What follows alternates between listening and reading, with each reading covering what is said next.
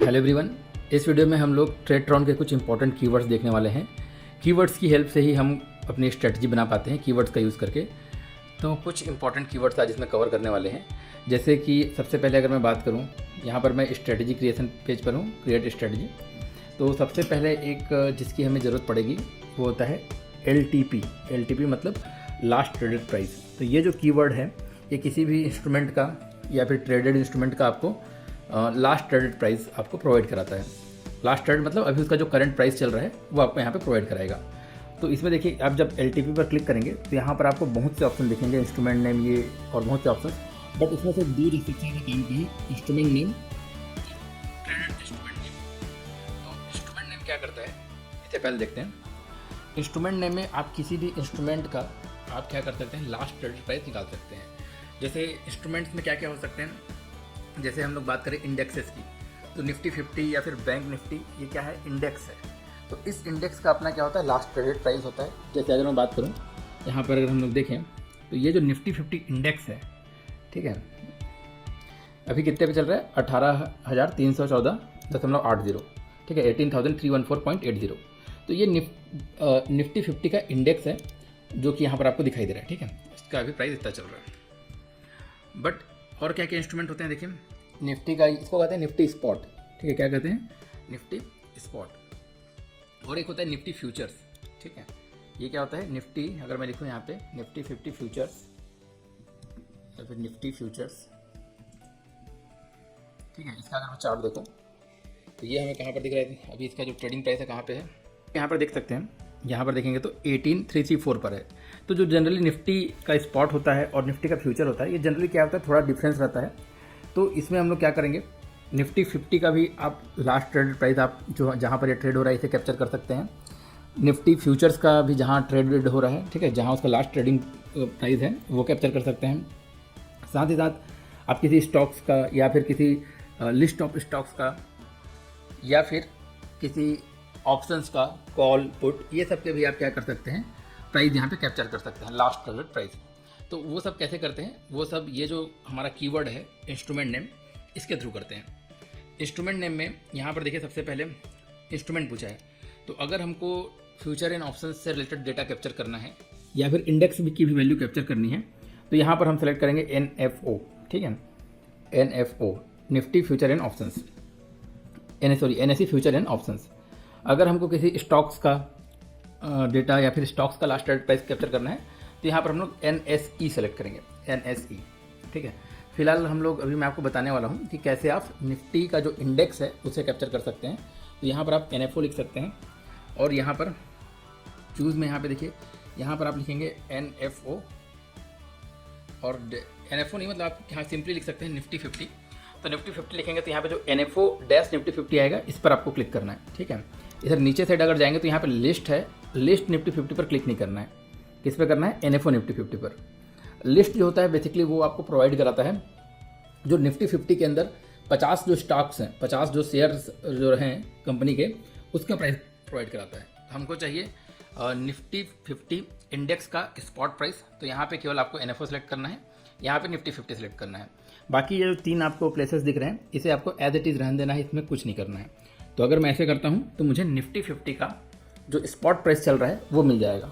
जैसे अगर अभी देखें तो निफ्टी 50 का जो स्पॉट कहाँ पे चल रहा है, 18,314 पर, ओके। तो ये हो जाएगा, ये स्ट्रेटजी वहाँ पर फेच हो जाएगी।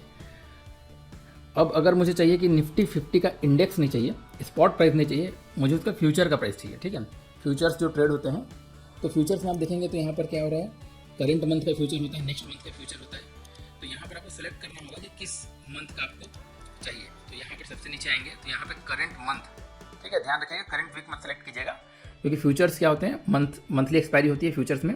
तो करंट मंथ सेलेक्ट करेंगे तो आपका क्या ले लेगा, जो करंट मंथ का जो फ्यूचर्स है उसका जितना भी लास्ट ट्रेडेड प्राइस होगा वो कैप्चर कर लेगा। अब अगर आपको चाहिए करंट मंथ नहीं चाहिए, नेक्स्ट मंथ का चाहिए, तो यहाँ पर आप +N एक्सपायरी में 1 लिख सकते हैं। तो नेक्स्ट मंथ का फ्यूचर्स का लास्ट ट्रेडेड प्राइस आपको कैप्चर करेगा। और इसे अगर मैं 2 लिख दूंगा तो अगले 2 महीने बाद की जो एक्सपायरी है उसका ये फ्यूचर्स का प्राइस आपको देगा, ठीक है। तो ये तो हो गया हमारा, जब हम लोग फ्यूचर्स का प्राइस कैप्चर करना चाहते हैं तब, ठीक है, ऐसा करेंगे। बट अगर हमको फ्यूचर्स नहीं चाहिए, हम लोग चाहते हैं कॉल ऑप्शन या पुट ऑप्शन के किसी कॉल ऑप्शन या पुट ऑप्शन का प्राइस कैप्चर करना, तो यहाँ पर आप सेलेक्ट कर सकते हैं करंट वीक। ठीक है, क्या करेंगे, करंट वीक। और फ्यूचर्स में हम लोग इन सारे ऑप्शंस को ब्लैंक छोड़े थे। यहाँ पे जो ऑप्शन दिख रहे हैं आपको, उसको हम लोग ब्लैंक छोड़े थे। तो अगर हमको ऑप्शंस चाहिए, प्राइस चाहिए, तो इसमें हमको सेलेक्ट करना है कॉल चाहिए कि पुट चाहिए। तो अगर मैं कॉल सेलेक्ट करता हूँ तो यहाँ पर एक और ऑप्शन आएगा कि कौन से स्ट्राइक का कॉल। तो यहाँ पर आप जनरली सेलेक्ट कर लीजिए एट द मनी। ठीक है, एट द मनी का। अब आपको एट द मनी नहीं चाहिए, आपको चाहिए आउट ऑफ द मनी। जैसे अगर कॉल की बात करें तो अगर अभी 18,000 पर हमारा एट द मनी है, मुझे चाहिए 18,050 का। यहाँ पे निफ्टी 50 है तो 50-50 का स्ट्राइक प्राइस अवे होगा, तो मुझे 18,050 का कॉल चाहिए, मतलब एक स्ट्राइक प्राइस बाद का कॉल चाहिए। तो यहाँ पर मैं क्या पुट कर दूंगा, प्लस n स्टेप्स में मैं 1 पुट कर दूंगा। तो एक स्ट्राइक प्राइस अवे का कॉल का प्राइस कैप्चर करेगा। अगर मैं यहाँ पे 2 कर दूंगा तो 2 स्ट्राइक प्राइस जो अवे होगा उसका कॉल कैप्चर करेगा। अगर मैं यहाँ पे -2 कर दूंगा तो अभी जो एट द मनी चल रहा है उससे पहले की जो 2 स्ट्राइक प्राइस होगी उसका लास्ट ट्रेडेड प्राइस कैप्चर करेगा। ठीक है, और मतलब क्या होगा, अगर हमारे पास यहाँ पर अगर मैं +2 डाल रहा हूँ तो ये 2 strike away out of the money को सेलेक्ट करेगा, और -2 डाल रहा हूँ तो 2 strike price in the money को सेलेक्ट करेगा। ठीक है, पुट में भी सेम होगा, बट यहाँ पे कंडीशन थोड़ा चेंज हो जाएगा। पुट में क्या होगा, अगर पुट में अगर मैं +2 सेलेक्ट करूँ यहाँ पर तो 2 स्ट्राइक प्राइस अवे का ही प्राइस देगा, बट 2 स्ट्राइक प्राइस अवे जो होगा वो पुट के लिए क्या हो जाएगा, इन द मनी हो जाएगा। और अगर -2 सेलेक्ट करूँ तो 2 स्ट्राइक प्राइस जो उससे पहले होगा, अगर 18,000 चल रहा है तो 2 स्ट्राइक प्राइस पहले कौन सा हो जाएगा, 17,900, तो वो क्या हो जाएगा, पुट के लिए आउट ऑफ द मनी हो जाएगा। तो आई थिंक आपको +- n स्टेप समझ में आया होगा। एट द मनी से हमको कितने स्टेप अप जाना है या फिर डाउन जाना है उसको ये बताएगा। और अगर आपको एट द मनी ही चाहिए तो इसमें कुछ आपको फिल करने की ज़रूरत नहीं है, इसे ब्लैंक रखना है। और ये क्या होगा, करंट वीक एक्सपायरी की बात कर रहे हैं, बट अगर आपको करंट वीक पर नहीं ट्रेड करना है, आपको नेक्स्ट वीक एक्सपायरी पर ट्रेड करना है, तो ये +n के एक्सपायरी में आप 1 पुट कर सकते हैं। तो क्या हो जाएगा, वो करंट वीक एक्सपायरी को ना लेके नेक्स्ट वीक एक्सपायरी को लेगा। ठीक है, और +2 से कर देंगे तो 2 वीक बाद की एक्सपायरी का ले लेगा। तो आई होप आपको ये सारी चीज़ें समझ में आई होगी कि हम लोग ये जो कीवर्ड है लास्ट ट्रेडेड प्राइस और इसमें जो इंस्ट्रूमेंट नेम है, इसमें हम लोग डिफरेंट पैरामीटर सेलेक्ट करके कैसे हम लोग इससे स्पॉट का प्राइस सेलेक्ट कर सकते हैं, निफ्टी 50 इंडेक्स या फिर बैंक निफ्टी इंडेक्स का प्राइस सेलेक्ट कर सकते हैं, और कैसे हम लोग फ्यूचर्स का प्राइस भी सेलेक्ट कर सकते हैं, और कैसे कोई कॉल या पुट का प्राइस को भी हम लोग सेलेक्ट कर सकते हैं। ठीक है, तो आई होप ये समझ में आया होगा। इसमें देखिए एक और ऑप्शन दिखेगा आपको लास्ट ट्रेडेड प्राइस में, ट्रेडेड इंस्ट्रूमेंट नेम। ठीक है, ट्रेडेड इंस्ट्रूमेंट नेम। देखिए अब जो आप ऑलरेडी ट्रेड ले चुके हैं, ठीक है, ये आपकी स्ट्रेटजी है, इस स्ट्रेटजी पे आपने कुछ ऑलरेडी ट्रेड ले चुके हैं, तो उस जो लेग है आपका, उस जो पोजीशन है, उस पोजीशन का आपको अगर लास्ट ट्रेडेड प्राइस चाहिए तो आप इस कीवर्ड से, ट्रेडेड इंस्ट्रूमेंट नेम वाले कीवर्ड से आपको मिल सकते हैं। इसके नाम में ही लिखा है ट्रेडेड इंस्ट्रूमेंट, तो इसमें जो इंस्ट्रूमेंट ट्रेड हो चुका है उसका आप डिटेल्स यहाँ से ले सकते हैं। तो जो आपने इंस्ट्रूमेंट पर ट्रेड किया है वो कौन से कंडीशन पर है, एंट्री में है, रिपेयर वंस में है, वो यहाँ से डाल सकते हैं। फील्ड में इंस्ट्रूमेंट रहने दीजिए, इसमें आप अंडरलाइंग में निफ्टी 50 पर ट्रेड कर रहे हैं तो यहाँ पे निफ्टी 50 ले लीजिए, बैंक निफ्टी पर कर रहे हैं तो बैंक निफ्टी ले लीजिए, और यहाँ पे सेट नंबर, कंडीशन नंबर और लेग नंबर देना पड़ेगा, जो कि हम लोग आगे वीडियोज़ में सीखेंगे। तो आई होप आपको ये 2 चीज़ें समझ में आई होगी। एक थर्ड जो बहुत इंपॉर्टेंट कीवर्ड है दैट इज़ पोजीशन। ठीक है, तो ये जो कीवर्ड है ये आपका सबसे ज़्यादा हमको इसी का ज़रूरत पड़ेगा आई थिंक, क्योंकि ये जो कीवर्ड है ये आपको जो भी सीरीज़ वाले डेटा रहते हैं, ठीक है, सीरीज़ डेटा से मेरा मतलब है जैसे कैंडलस्टिक डेटा है। कैंडलस्टिक डेटा क्या है, अपने आप में सीरीज़ डेटा है। हर एक टाइम पीरियड के बाद क्या मिलेगा, आपको एक डेटा मिलेगा। ठीक है, कैंडल का ओपन, हाई, लो, क्लोज, ये सारे डेटा मिलेंगे। जैसे कि हमारे जो हमारे इंडिकेटर्स भी होते हैं, जैसे मूविंग एवरेज इंडिकेटर है, ठीक है, तो वो डिपेंड करता है हमारे किस पे, कैंडल पर, कैंडल के ओपन, हाई, लो या क्लोज पर, जिस अकॉर्डिंग आप उसका एवरेज लेना चाहें उस पर डिपेंड करता है। तो उसको भी हम लोग इसी पैरामीटर्स के थ्रू हम लोग बना सकते हैं। कौन सा कीवर्ड है, पोजीशन, POSITION। तो ये पोजीशन कीवर्ड हमारा बहुत हेल्पफुल है।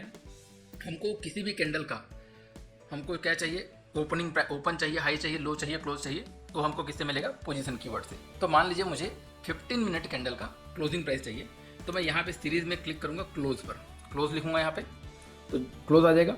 अब यहाँ पे एक कैच है, ये जो पोजीशन है, पोजीशन अगर 0 लिखा है वो रिप्रेजेंट करता है करंट कैंडल को, जो कैंडल अभी चल रही है उसी कैंडल को रिप्रेजेंट करेगा, करेक्ट।